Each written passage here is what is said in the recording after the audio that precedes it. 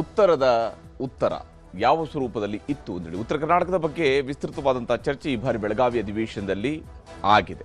ಇದು ನಿಜಕ್ಕೂ ಕೂಡ ಒಂದು ಪಾಸಿಟಿವ್ ಆಗಿರತಕ್ಕಂಥ ಅಂಶ. ಯಾಕಂದರೆ ಬೆಳಗಾವಿಯಲ್ಲಿ ನಡೆಯುವಂತಹ ಅಧಿವೇಶನದ ವಿಚಾರಕ್ಕೆ ಬಂದಾಗ ವಿಶೇಷವಾಗಿ ಉತ್ತರ ಕರ್ನಾಟಕದ ಅಭಿವೃದ್ಧಿಯ ಚರ್ಚೆಗಳು ಅಲ್ಲಿ ನಡಿಬೇಕು. ಅದು ಬಹಳ ಮುಖ್ಯ ಕೂಡ. ಅದರ ಮೂಲಕವಾಗಿ ಬಹಳಷ್ಟು ಸಮಸ್ಯೆಗಳನ್ನು ಪರಿಹರಿಸೋದಕ್ಕೆ ಸಾಧ್ಯ ಆಗುತ್ತೆ ಅನ್ನುವಂಥ ಆಶಯದೊಂದಿಗೆ ಅಲ್ಲಿ ಸೆಷನನ್ನು ಕೂಡ ಆರಂಭಿಸಿರುವಂಥದ್ದು. ಅದು ಜನರ ಜೊತೆಗೆ ಭಾವನಾತ್ಮಕವಾಗಿ ಕನೆಕ್ಟ್ ಆಗೋದು ಮಾತ್ರ ಅಲ್ಲ, ಅದು ಅಭಿವೃದ್ಧಿಯ ಮೂಲಕವಾಗಿಯೂ ಕೂಡ ಕನೆಕ್ಟ್ ಆಗುವಂಥದಕ್ಕಿರುವಂತಹ ವಿಚಾರ. ಅದು ನಾವು ಸುಮ್ಮನೆ ಉತ್ತರ ಕರ್ನಾಟಕದಲ್ಲಿ ಸೆಷನ್ ಮಾಡಿದ್ದೀವಿ ಅಂತ ಹೇಳಿದೆ ಸಾಲದು, ಏನು ಕೊಟ್ಟಿದ್ದೀವಿ ಅನ್ನೋದು ಕೂಡ ಸರ್ಕಾರಕ್ಕೆ ಭಾಳ ಮುಖ್ಯ ಆಗುತ್ತೆ.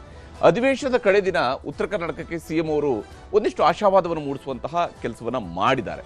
ಮತ್ತು ವಿಶೇಷವಾಗಿ ಅವರು ತಲಾದಾಯದ ಬಗ್ಗೆ ಆಡಿರ್ತಕ್ಕಂತಹ ಮಾತಿದೆಯಲ್ಲ, ಅದು ಬಹಳ ಮಹತ್ವವನ್ನು ಪಡ್ಕೊಳ್ಳುತ್ತೆ. ಯಾಕಂದರೆ ಅವರು ಒಂದು ಹಂತದಲ್ಲಿ ಅವರು ಹೇಳಿದ್ದಾರೆ 7 ಲಕ್ಷ ರೂಪಾಯಿಯಷ್ಟು ಬೆಂಗಳೂರಿನಲ್ಲಿ ತಲಾದಾಯ ಇದ್ದು ಉತ್ತರ ಕರ್ನಾಟಕ ಭಾಗದಲ್ಲಿ ಅದು 1 ಲಕ್ಷಕ್ಕಿಂತ ಕಡಿಮೆ ಇದ್ದರೆ ಆ ರೀತಿಯಾಗಿ ಇರುವಂಥದ್ದು ಸಮಾನಾಂತರವಾಗಿರುವ ಹಂಚಿಕೆ ಅಲ್ಲ. ಇಲ್ಲೂ ಕೂಡ ತಲಾದಾಯ ಹೆಚ್ಚಬೇಕು. ಉತ್ತರ ಮತ್ತು ದಕ್ಷಿಣದ ಭಾಗದಲ್ಲಿ 1 ಲಕ್ಷ ರೂಪಾಯಿಯಷ್ಟು ಅಂತರ ಇದ್ದರೆ ಪರವಾಗಿಲ್ಲ, ಆದರೆ ಜಾಸ್ತಿ ಅಂತರ ಇರಬಾರ್ದು ಅನ್ನುವಂತಹ ರೀತಿಯಲ್ಲಿ ಆ ಮಟ್ಟಿಗಿನ ಒಂದು ಯೋಚನೆಯನ್ನು ಮುಖ್ಯಮಂತ್ರಿಯವರು ಜನರ ಮುಂದೆ ಇಟ್ಟಿದ್ದಾರೆ. ರೈತರಿಂದ ಖರೀದಿ ಮಾಡುವ ಹಾಲಿನ ಪ್ರೋತ್ಸಾಹಧನಕ್ಕೆ ಲೀಟರ್ಗೆ 7 ರೂಪಾಯಿಯನ್ನು ಘೋಷಣೆ ಮಾಡಿರುವಂಥದ್ದು ಇದು ಬಹಳ ಮಹತ್ವದ್ದಾಗುತ್ತೆ. ಯಾಕಂದರೆ ನಮ್ಮಲ್ಲಿ ಹೈನುಗಾರಿಕೆಯನ್ನು ನಂಬಿ ಬದುಕ್ತಾ ಇರುವಂಥ ಅನೇಕ ರೈತ ಕುಟುಂಬಗಳಿಗೆ ಇದು ನಿಜಕ್ಕೂ ಕೂಡ ಪ್ರೋತ್ಸಾಹವನ್ನು ಕೊಡುತ್ತೆ. ರೈತರಿಂದ ಕೂಡ ಬೇಡಿಕೆ ಇತ್ತು, ಹೆಚ್ಚಳ ಆಗಬೇಕು, ದರ ಹೆಚ್ಚಳ ಆಗಬೇಕು. ಈಗ ನೇರವಾಗಿ ದರ ಹೆಚ್ಚಳ ಮಾಡಿ ಗ್ರಾಹಕರ ಮೇಲೆ ಹೊರೆ ಹಾಕೋ ಬದಲಿಗೆ ಸರ್ಕಾರ 7 ರೂಪಾಯಿಗೆ ಏರಿಕೆ ಮಾಡಿದೆ. ಉತ್ತರ ಕರ್ನಾಟಕದ ಅಭಿವೃದ್ಧಿಗೆ ಒಟ್ಟು 3,500 ಕೋಟಿ ರೂಪಾಯಿಗಳನ್ನು ಘೋಷಣೆ ಮಾಡಿದ್ದಾರೆ. ಇದು ಬಹುತೇಕ ಆನ್ಗೋಯಿಂಗ್ ಪ್ರಾಜೆಕ್ಟ್ಗಳನ್ನು ಹೊಸ ಸ್ವರೂಪದಲ್ಲಿ ಹೇಳಿದ್ದಾರೆ ಅನ್ನುವಂತಹ ಟೀಕೆಯೂ ಕೂಡ ಪ್ರತಿಪಕ್ಷದಿಂದ ಬಂದಿದೆ. 3,500 ಕೋಟಿ ರೂಪಾಯಿಗಳ ಘೋಷಣೆಯನ್ನು ಈ ಸಂದರ್ಭದಲ್ಲಿ ಮುಖ್ಯಮಂತ್ರಿ ಸಿದ್ದರಾಮಯ್ಯನವರು ಮಾಡಿದ್ದಾರೆ. ಅದರಲ್ಲಿ 1,503 ಕೋಟಿ ರೂಪಾಯಿ ಕಿರೂರು ಏತ ನೀರಾವರಿ ಯೋಜನೆಗಿರುವಂಥದ್ದು ಬಾದಾಮಿ ಮತ್ತು ಬೀಳಗಿ ಮತಕ್ಷೇತ್ರಕ್ಕೆ ಅನುಕೂಲ ಆಗುತ್ತೆ. ಹಿಂದಿನಲ್ಲೂ ಕೂಡ ಈ ಯೋಜನೆ ಕಾರ್ಯಗತ ಆಗಬೇಕಾಗಿತ್ತು. ಅದರಲ್ಲಿ 1,503 ಕೋಟಿ ರೂಪಾಯಿಯನ್ನು ನಾವು ಒದಗಿಸ್ಕೊಡ್ತೀವಿ ಅಂತೇಳಿ ಮುಖ್ಯಮಂತ್ರಿಯವರು ಮತ್ತೊಮ್ಮೆ ಅಶ್ಯೂರ್ ಮಾಡಿದ್ದಾರೆ. 990 ಕೋಟಿ ರೂಪಾಯಿ ನಾರಾಯಣಪುರ ಬಲದಂಡೆಯಿಂದ ನೀರನ್ನು ರಾಯಚೂರು ಜಿಲ್ಲೆಯ ಮಸ್ಕಿ ತಾಲೂಕಿಗೆ ತೆಗೆದುಕೊಂಡು ಹೋಗೋದಕ್ಕೆ ಸಂಬಂಧಪಟ್ಟಂತೆ ಅದು ಅನುಕೂಲ ಆಗುತ್ತೆ ಅಂತ ಹೇಳಿ ಸಹಜವಾಗಿಯೇ ಕೃಷಿ ಚಟುವಟಿಕೆಗೆ ಅನುಕೂಲವನ್ನು ಮಾಡಿಕೊಡುತ್ತೆ.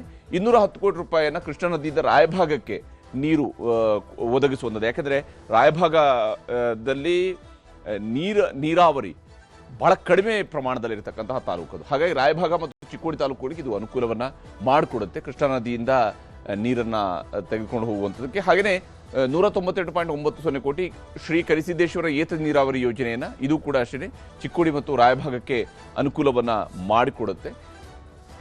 272 ಕೋಟಿ ರೂಪಾಯಿನ ಕೃಷ್ಣಾ ನದಿಯಿಂದ 19 ಕೆರೆಗಳಿಗೆ ನೀರು ತುಂಬಿಸುವಂಥದ್ದು.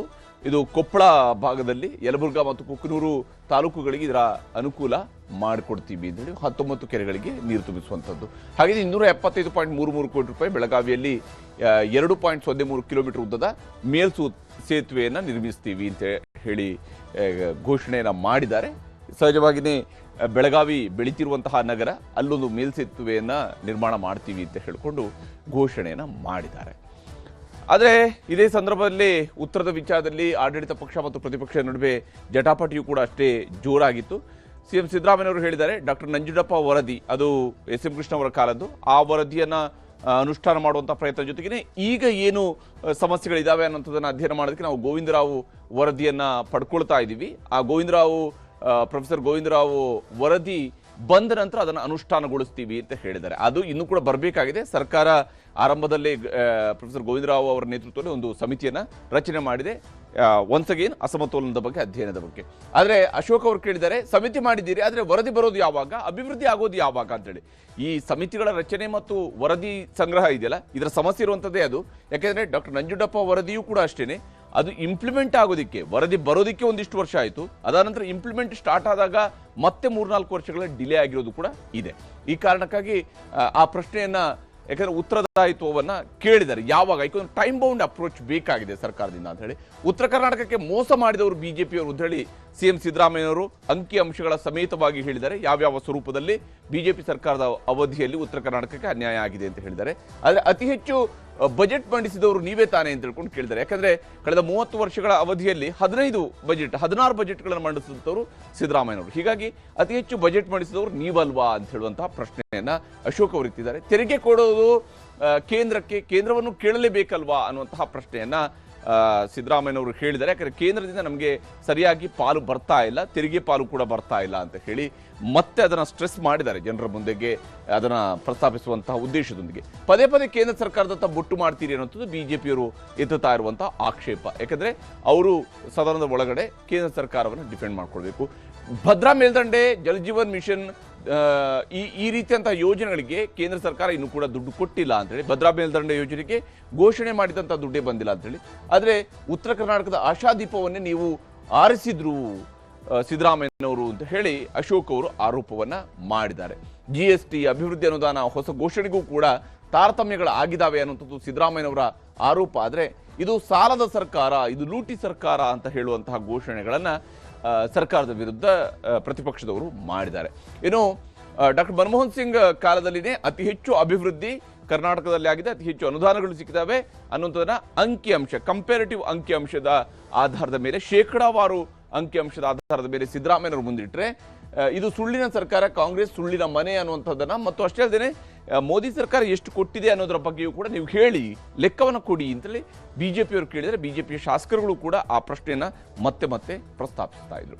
ಇನ್ನು ಕಬ್ಬಿಗೆ FRP ಫಿಕ್ಸ್ ಮಾಡುವಂಥದ್ದು ಕೇಂದ್ರ ಸರ್ಕಾರ ಅಂತ ಹೇಳಿ ಸಿದ್ದರಾಮಯ್ಯನವರು ಸಮರ್ಥನೆಯನ್ನ ಮಾಡಿದ್ದಾರೆ. ಕಬ್ಬಿನ ಬೆಂಬಲ ಬೆಲೆಯನ್ನು ನಾವು ಕೊಟ್ಟಿದ್ದೀವಿ, ಆದರೆ FRP ಫಿಕ್ಸ್ ಮಾಡುವಂಥದ್ದು ಕೇಂದ್ರ ಸರ್ಕಾರ ಅಂತೇಳಿ. ಆದರೆ ಅಶೋಕ್ ಅವರು ಈಗಾಗಲೇ ಆ ವಿಚಾರದಲ್ಲಿ ಹೇಳಿದ್ರು, ರಾಜ್ಯದ ಜವಾಬ್ದಾರಿ ಜಾಸ್ತಿ ಇದೆ ಅನ್ನುವಂತಹ ವಿಷಯವನ್ನ ಮುಂದಿಟ್ಕೊಂಡೆ ಸಾಲ ಮನ್ನಾ, ಬೆಂಬಲ ಬೆಲೆ ಇವುಗಳ ಕತೆ ಏನಾಯಿತು ಅನ್ನುವಂತಹ ಪ್ರಶ್ನೆಯನ್ನ ಎತ್ತಿದ್ದಾರೆ.